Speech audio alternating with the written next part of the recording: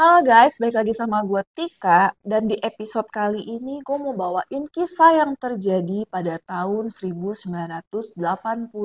Pada saat itu, Hong Kong itu seperti diguncang ketakutan yang mendalam dan ini diakibatkan karena seorang supir taksi yang terkenal tenang, pendiam, ternyata menyimpan potongan tubuh manusia di dalam rumahnya. Nah, gimana kisahnya? Langsung aja kita bahas. Jadi supir ini bernama Lam Korwan. Ia lahir pada tahun 1955 di Hong Kong.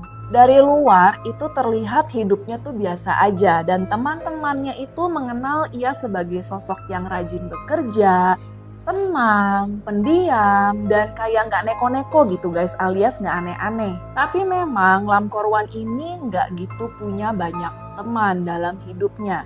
Karena mungkin dia juga cukup aneh sih, karena dia itu sangat suka banget sama anatomi tubuh manusia.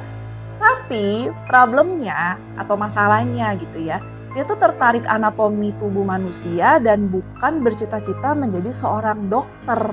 Tapi malah menimbulkan fantasi-fantasi lain dalam kepalanya. Setelah ia beranjak dewasa, ia pun memutuskan untuk menjadi seorang supir taksi guys. Karena mungkin dia menganggap pekerjaan ini itu cocok untuk kayak mengeksekusi fantasi-fantasi dia selama ini. Karena ternyata pada tahun 1982 sampai 1983, Lam Korwan ini melancarkan aksinya dalam membunuh para wanita muda yang menjadi penumpang malam di taksinya, terutama pekerja larut malam atau yang memang bekerja di dunia malam gitu ya.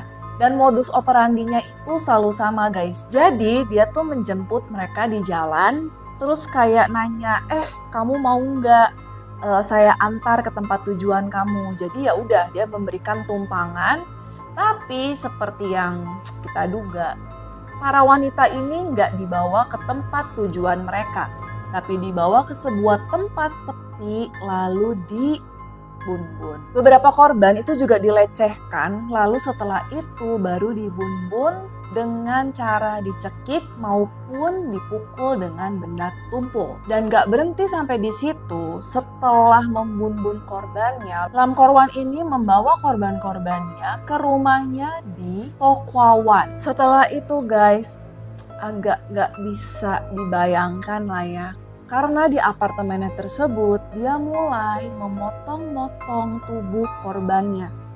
Dan gak berhenti sampai di situ aja, dia tuh sampai memotret bagian-bagian tertentu dari anatomi tubuh si korban. Setelah itu dengan rapi, dia itu menyimpan potongan-potongan ini ke dalam sebuah toples yang akhirnya dia simpan di rumahnya. Dan tentunya setiap toples itu sudah berisi cairan yang kita kenal dengan nama formalin ya, biar gak busuk gitu ya.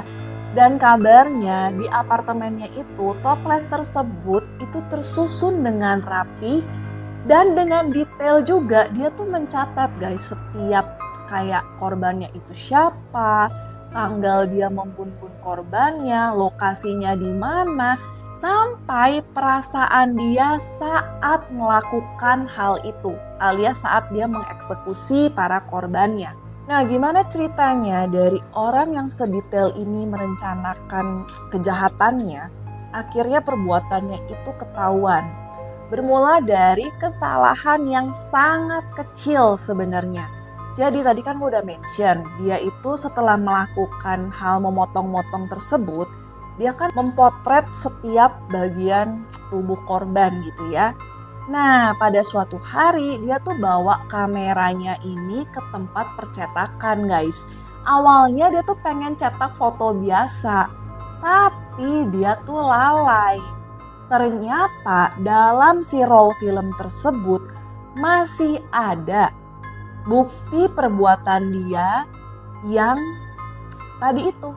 Jadi ada foto-foto si anatomi tubuh tersebut.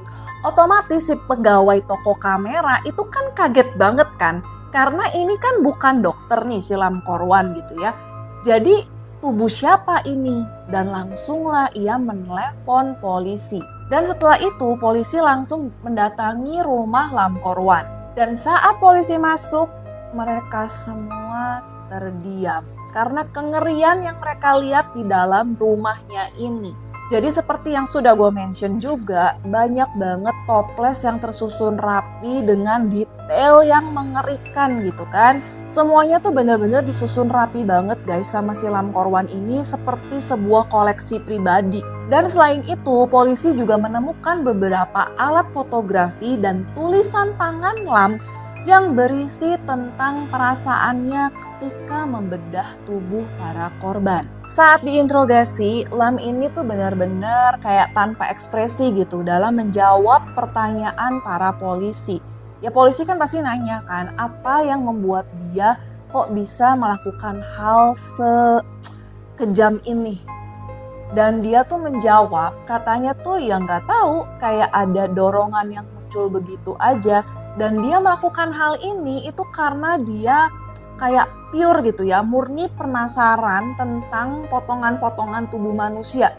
Jadi kayak organnya seperti apa, di dalamnya itu seperti apa. Jadi ya benar-benar cuma kayak rasa penasaran dan ingin tahu aja. Dan para psikiater itu juga bilang kalau misalnya Lam ini sepertinya mengalami gangguan seksual yang ekstrim dan penyimpangan psikologi yang parah. Tapi untungnya guys, hal ini itu tidak membuat Lam dibebaskan dari hukuman. Karena biasanya kan banyak ya penjahat yang bersembunyi gitu di kelainan mentalnya dan akhirnya kayak dibebaskan. Kayak nggak dijatuhi hukuman sama pengadilan. Tapi di kasus Lam ini, pengadilan akhirnya memutuskan Lam itu harus dihukum mati. Tapi sayangnya, Hong Kong itu tiba-tiba menghapus aturan tentang hukuman mati ini. Dan akhirnya Lam dijatuhi hukuman seumur hidup. Sampai hari ini Lam masih di penjara Stanley di Hong Kong, yang merupakan salah satu penjara paling ketat di Hong Kong. Nah, akibat kasus ini nih teman-teman Seeker, masyarakat Hong Kong itu bisa dibilang memiliki trauma dan ketakutan yang membesar dalam menaiki taksi di malam hari. Ya takut gitu kan ya, tiba-tiba jadi korban gitu kan, kayak ya ngeri lah pokoknya. Kasus ini juga menjadi salah satu alasan kenapa industri taksi di Hong Kong itu mengeluarkan atau mewajibkan setiap supir harus menaruh fotonya dan identitas mereka di dashboard mobil. Dan hal ini masih dilakukan sampai saat ini. Nah, yang serunya beberapa napi yang menempati penjara yang sama dengan Lam itu bilang kalau mereka itu sering banget ngeliat kayak siluet atau kayak bayangan wanita tanpa kepala yang berdiri di samping Lam. Jadi kalau menurut mereka ini kayaknya arwah-arwah wanita yang jadi korbannya si Lam yang penasaran gitu. Dan kayak mau membalas dendam mungkin. Nah gimana nih kalau menurut teman-teman Seeker? Apakah benar ada arwah tersebut atau ini cuma halusinasi dari para napi yang satu penjara sama Lam? Oke teman-teman Seeker, kisah misteri kali ini sampai di sini. Seperti biasa, kalau kalian ada request atau ada cerita yang mau gue bawain, langsung aja coret-coret di kolom komentar. See you in the next story.